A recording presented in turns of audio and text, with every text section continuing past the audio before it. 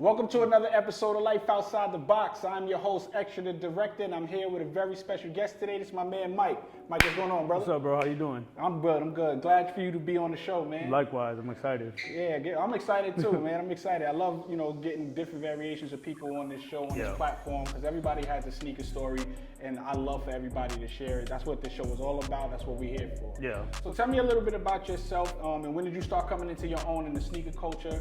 Give me your first sneaker that you ever purchased with your own money. That's a good question.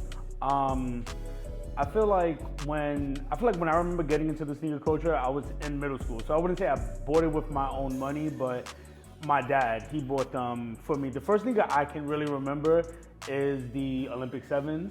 When he got them for me, it was all of us in the family. So it was my mom, my brother, him, and we all, used to go out together, all with the matching sneakers, and I feel like it all started from there. Oh, that's dope. Hold on, let's touch on that a little bit. I think that's really dope. You're the first person I heard say something like that. I've seen a lot of times where the whole family is into sneakers, and for that to be like a big family photo with the Olympic 7s, you, your mom, your dad, your siblings, all have the same sneaker. I think that's kind of cool. Yeah. But yeah, continue. Sorry. So my pops was always into it, and then he started just buying it for us. So when he would buy one, then the rest of us would come in and he get it for the rest of us. Shout out to your dad. Yeah, he's the one who really got me into this. So I feel like I remember starting it there, and then when I first started working in summer youth in high school, one sneaker I distinctly remember getting are the Chicago 2s from Dr. J's on Southern Boulevard in the Bronx. Okay. I remember I caught those. They were on display, and I really wanted them. In summer youth, they was paying like $7.25 at the time. Right. So, I remember those days. So I was there, and I had caught them. I feel like that's the first pair I remember actually like using my bread to actually cop those, and actually still have those till this day. I mean, like, they're cooked, but I'm just waiting on the new pair to come out the end of this year. Yes, the end of this year, the Chicago 2s do release. Yeah. And the fact that you say that you still have them, I think that's such a beautiful thing, because the nostalgia of a sneaker sometimes, and the stories behind the sneakers that we encounter in our lifetime, that was your first sneaker that you bought with your summer youth check. You had to save up a lot of checks for that one pair of sneakers. That's a fact. I remember when I was working in Roy Wilkins Park in Queens, summer youth, I was doing that, and I was saving up money. I wasn't buying sneakers, but I was saving up money to buy things that I like. So, but that's really, really dope that you have them. I wish you would have bought them, man. I like to see stuff like that. I was thinking about it. It was a hard decision. like old sneakers. I mean, you bought what you bought today, but to see an old sneaker that has some meaning to you and how you still have it from that time period, it's priceless. Yeah, that's very, very dope.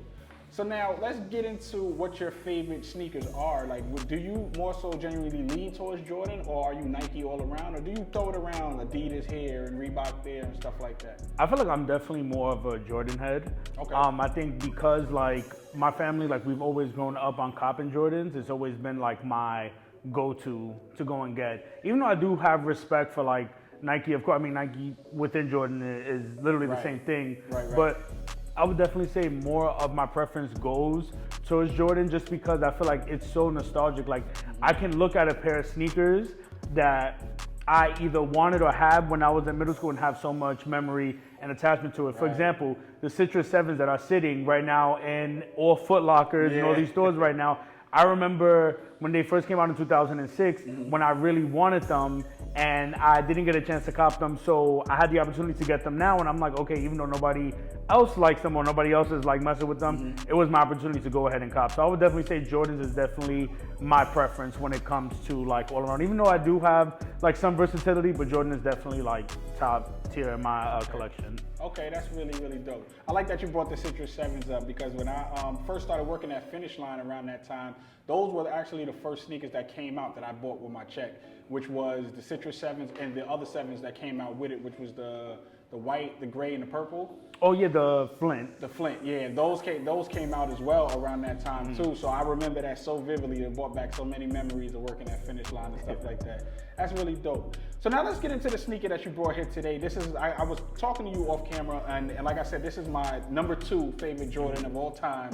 And this sneaker is really, really, really special. So let's get into what you got here today. So what I brought today is what I kind of spoke about earlier, the Olympic 7s. So again, I remember when my dad bought me the Olympic 7s, I was in 6th grade. He told me I couldn't wear them.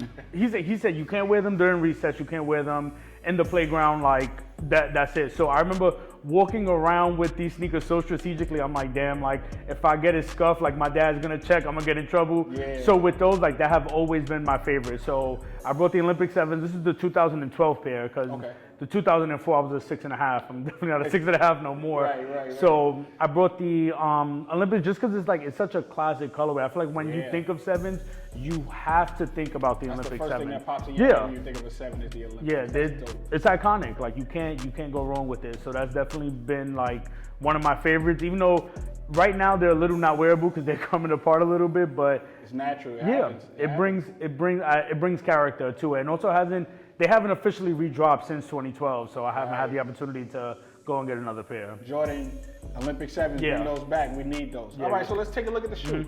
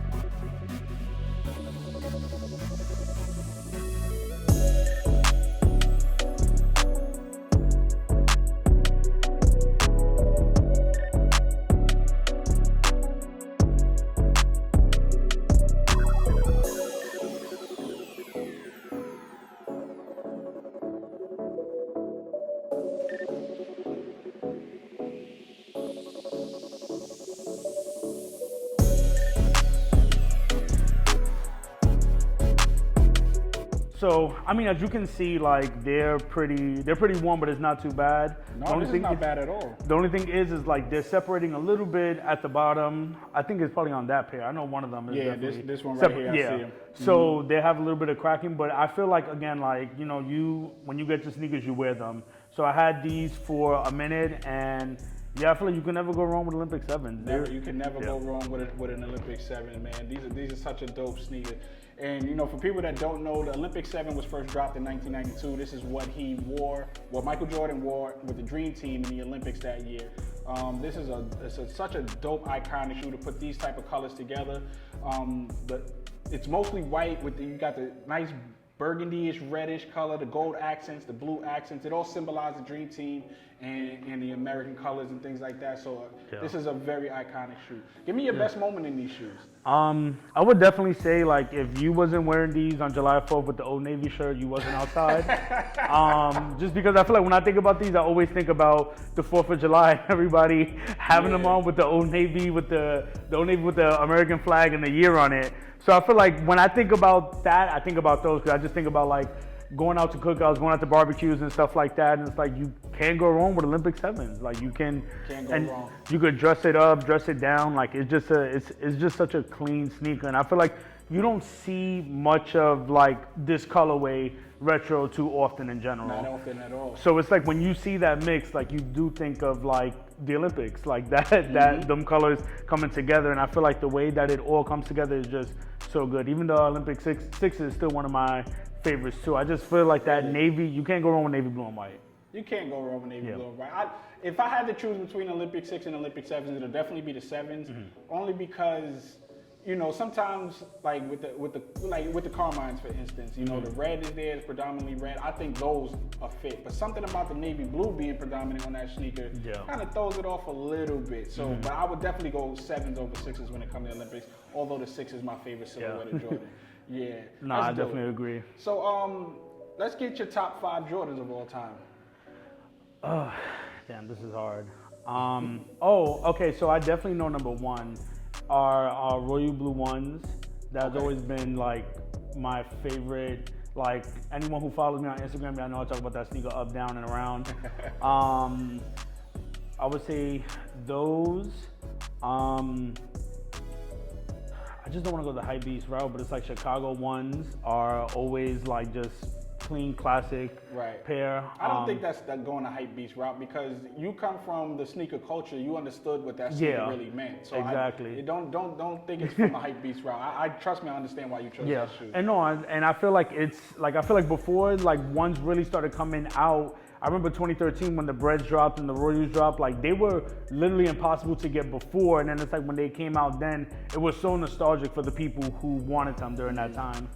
I'll definitely say Olive Nines, which we did talk about. Olive Yes, Nines is a yes. really clean Love that colorway. sneaker. Yeah, you can't go wrong. This would be perfect for the Yeah, Olive when you definitely, think about it. definitely. I can't wait till they come back out.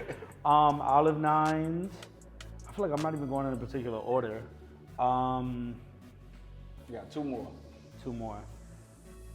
Damn, I'm trying to think of my collection. Probably the white cement threes. I feel like white cements are like the threes are just such a fire like Yeah, that's classic such a dope colorway. silhouette, Yeah. yeah. When you think about that, like it's just so fire. And then I would say Taxi 12s. Okay. I really like the taxis. I feel like they're kind of like a little forgotten about because of like everything that's been coming out. But it's Right, like you right. can wear those really with anything. You know what I'm Right. saying? Like Yeah, you can absolutely. dress those up, dress those down. Like I see people wear like suits with them. I see people wear Yeah. like like regular fits with them. So I think like those. I would say is what's coming to my head right now. I hate that question because it's so hard for me to think like what it is. But I feel like That's those why I are love my acting go-to. it. I like acting it on the spot to see, just to get a little taste of your palate, to Yeah. where what you range on your Yeah.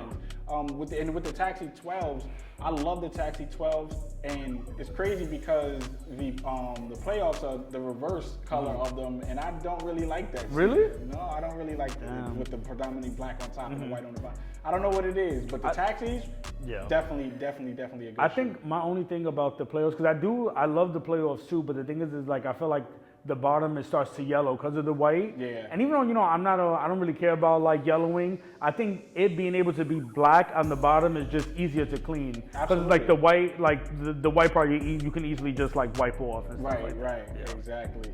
So dope, so dope. Well, listen, man, I want to thank you for coming on this episode of Yeah. Life Outside the Box. This has been dope. Before we get out of here, I just want to throw a big shout out to the Bakery Clothing Line, Harlem, USA, baby. Bakery Clothing Line. Make sure y'all go follow them on Instagram. Go shop there. And Mike, it was a pleasure having Yeah. you on this show, man. Appreciate Thank you it, for bro. bringing these sevens here. You're the first Yeah. person to bring a pair of sevens at all. So I really appreciate you coming here. Yeah, no doubt. My name is Extra the Director. This has been Life Outside the Box.